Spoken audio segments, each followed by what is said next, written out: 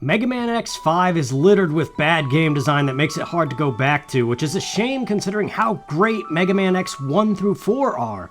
It should be noted that at one point X5 was supposed to be the last in the series, but then Capcom greenlit Mega Man X6, changing the creator's plans. This was supposed to be the game where Zero got sealed away or destroyed, making way for the future Mega Man Zero series, so the story is actually interesting if you have any curiosity in Zero's character lore. The story is that the Eurasia space colony is on a collision course with Earth, set to spread the Sigma virus everywhere, wiping out all Reploids and mankind with one purpose: to finally infect Zero with enough virus that he turns Maverick and destroys X, as originally intended by Dr. Wily. So, it's up to X, Zero, and the rest of the Maverick Hunters to stop the colony from crashing into Earth and thwart Sigma's plans once again. Cool concept, right? But beyond the story, there's nothing good about the execution as a video game. First of all, what's the number one thing you think of when you think of Mega Man?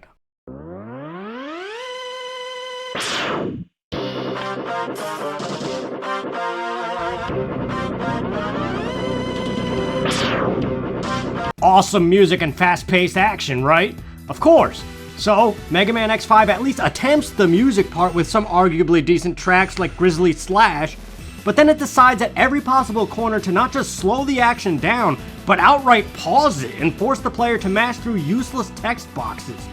This is because a new character by the name of Aaliyah feels the need to give you a tutorial for every instance on the screen, something that even the widely hated Mega Man X6 at least made optional after learning from this travesty.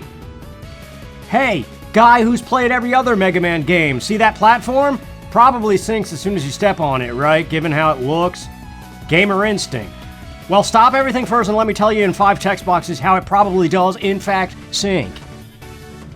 And see that diverging pathway? Let me tell you in as many words as possible that it's a diverging pathway. This makes every single stage a slog, but it doesn't even end there. Well, at least the stage design is good, right? So what if you gotta mash through text boxes? Nope. Take Squid Adler stage, for example. Yeah, I'm gonna call them by their Guns N' Roses names because a guy died for that novelty. You start off on a speeder bike, which is a headache in itself, but okay, at least it's fast. Challenge accepted.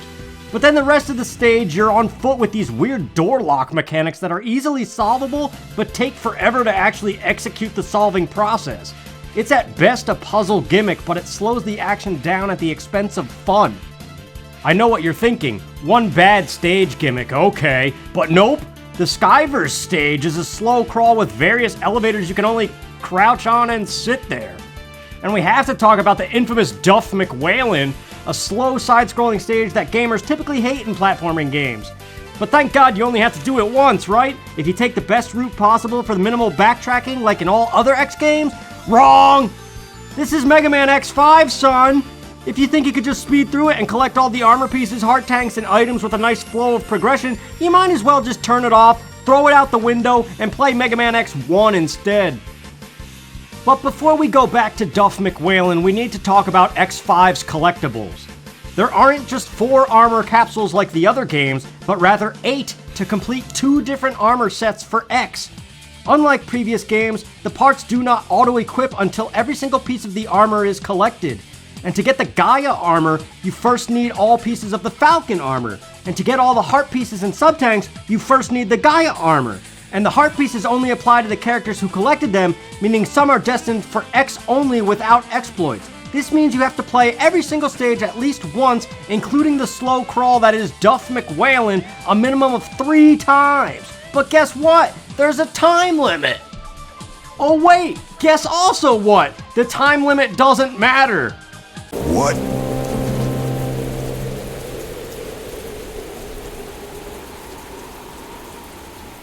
You have 16 hours to beat the game, in which each stage subtracts 1 hour. So you figure you'll go in order of boss weaknesses and be done in the blink of an eye, right? Wrong again, son! The Maverick Hunters first devise a plan to fire the ancient Enigma cannon at the Eurasia space colony, but it needs parts that are being guarded by 4 Mavericks. And yep, you guessed it, those 4 Mavericks are not the recommended boss order. But let's say you do it anyway and fire the cannon. Guaranteed success, right? Wrong! It is completely random whether or not the cannon succeeds in destroying the colony, and it will more than likely fail even if you collect all the parts.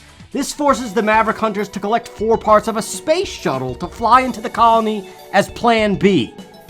And guess what? It's completely random whether or not the shuttle succeeds or fails too. And guess what else? Remember Zero?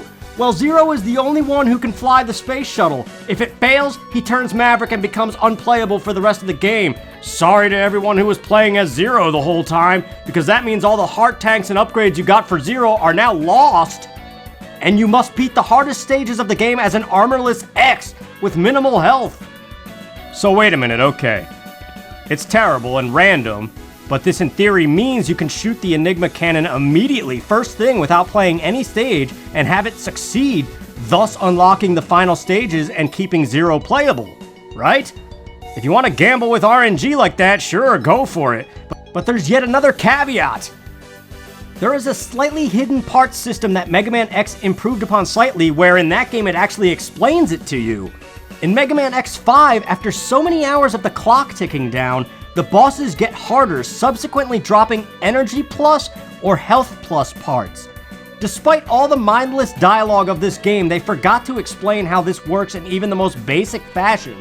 But, basically, certain stage bosses drop specific parts that X or Zero can equip to enhance their abilities, such as minimizing virus damage or increasing saber range. So if your goal is to 100% this game as you go, you are forced to die over and over again in the stages on purpose to guarantee the boss drops a part, otherwise you miss out on it forever.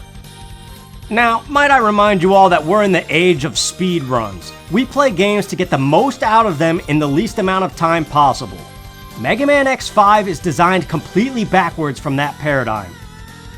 To 100% even just the armor pieces and heart tanks, you are forced to backtrack so much at the end of the game.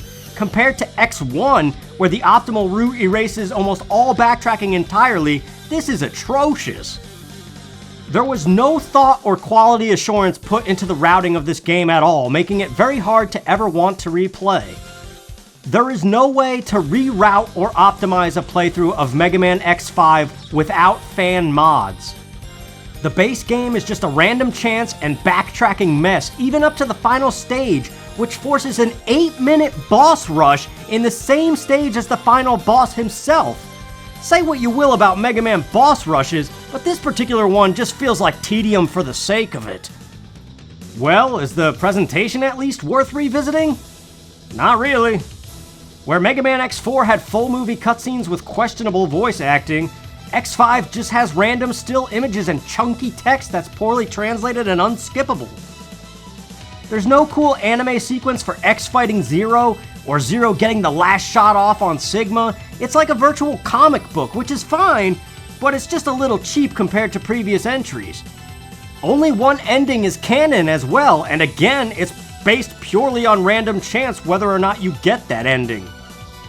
The bottom line is Mega Man X5 is a great concept that is horribly executed as a video game. In almost every way possible, it feels like an idea still in the development stages that the entire team gave up on and rushed out. If this was released in modern times, I can almost guarantee it would be patched to create some of the improvements that fans have since implemented via mods and hacks. Because let's face it, as it stands out of the box, Mega Man X5 is a bad video game, even if you're a fan of the series. I love Mega Man X, basically in the chronological order of release date. But X5 may just be below even X6 for how slow, tedious, and random it is, and it is where the series died for me. Thanks anyway, Capcom.